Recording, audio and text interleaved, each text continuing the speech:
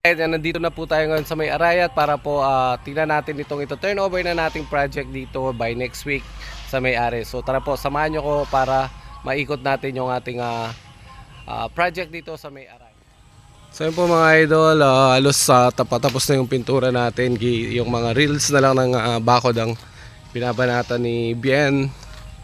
Tapos po kita natin yung combination ng white tsaka brown. Then yung mga bakal po natin is color black. Halos ano rin po to, almost 2 weeks din akong hindi nakakapunta dito. Kasi po nasa Zambales tayo, may maliit na project tayong inaasikaso doon. So yun po yung garahe niya, napakaganda rin ang combination. So yun po yung washout finish natin dito.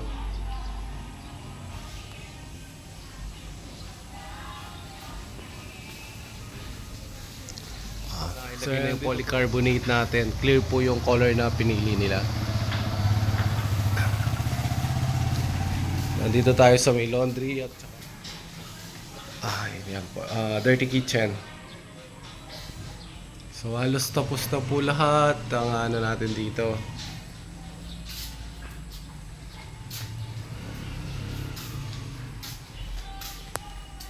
So ikot tayo.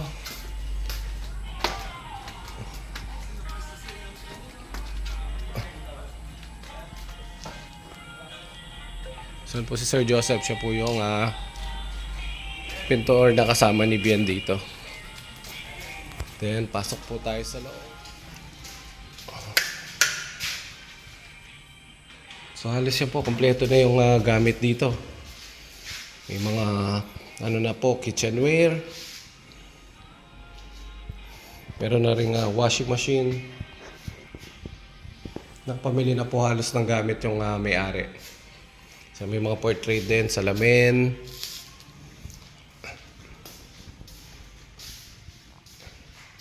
Buksan po natin yung mga ilaw para makita natin ng maganda. Meron na rin po meron na rin santo nakalagay sa may altar.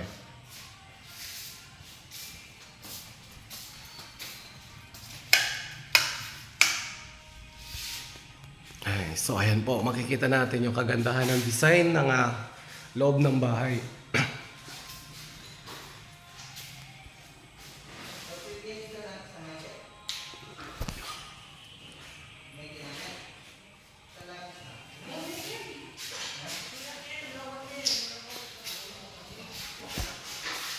So halos yan po, kompleto na yung ating mga gamit dito sa loob ng bahay. So gaya po nung nakaraang video, yan po, meron na siyang TV dito sa salas, tsaka lahat po ng kwarto meron na rin.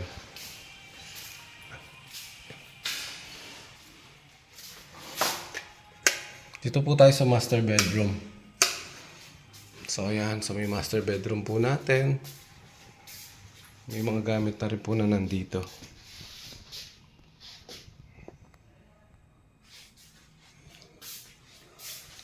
So yan po, lipat tayo sa kabilang room. Tignan natin yung CR.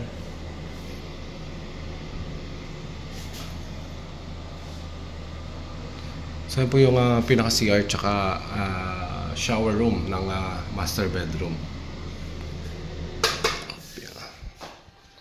Patayin na natin yung ilaw. Labas tayo, dito tayo sa kabila.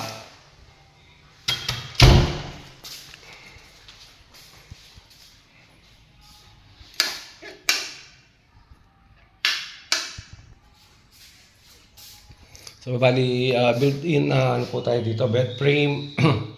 Yan po, may mga drawer sila sa baba. So ito po yung pinakagitnang kwarto. Then yan, may sarili din pong TV. So, ilipat po tayo dito.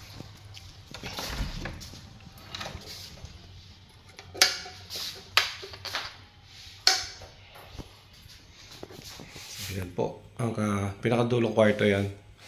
So dito naman po sa may ano yung kanyang mga cabinet, kasi hindi po pwede doon sa side is hindi siya mabubuksan. Medyo tatama siya sa may cabinet niya dito. Then, gaya po may aircon. May sarili din po siyang television. So tara, labas tayo ulit.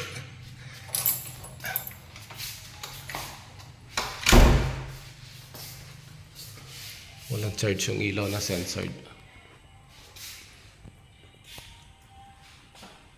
So yun po muna yung magiging update natin dito sa may Arayat project. Turnover na po to this 29, lilipat na yung may-ari. So hanggang ano na lang po tayo dito, hanggang 29. So siguro po sa 29 wala ako, nasa Zambales po ako dahil 27 babalik na ako ng Zambales. Then by September 2 ang balik ko kasi birthday ni Mama. Doon po tayo uuwi. So yun po mga idol, yun po muna yung house tour natin dito sa ating sa Plaza Luma project dito sa Arayat. So yan po, turnover na to ng 29 at hanggang doon na lang po yung ating paggawa dito. So i-start na rin po natin yung mga project natin dito sa likod. Yung build and sale project po, sa mga gusto mag-inquire, message lang po kayo at tutulungan namin kayo magkaroon ng sariling bahay at lupa. So ganun man po, shoutout doon sa boss ko na iniwan na nasa California po, si Sir Boyet Domingo. Shoutout sa iyo sir, by next week balik na ako dyan sa Zambales. At maraming salamat po sa pagtitiwala. At kay Sir Rene Espino po na nasa Saudi Arabia, shoutout sa iyo dyan sir, maraming salamat. Ingat ka lagi at God bless po sa inyong lahat.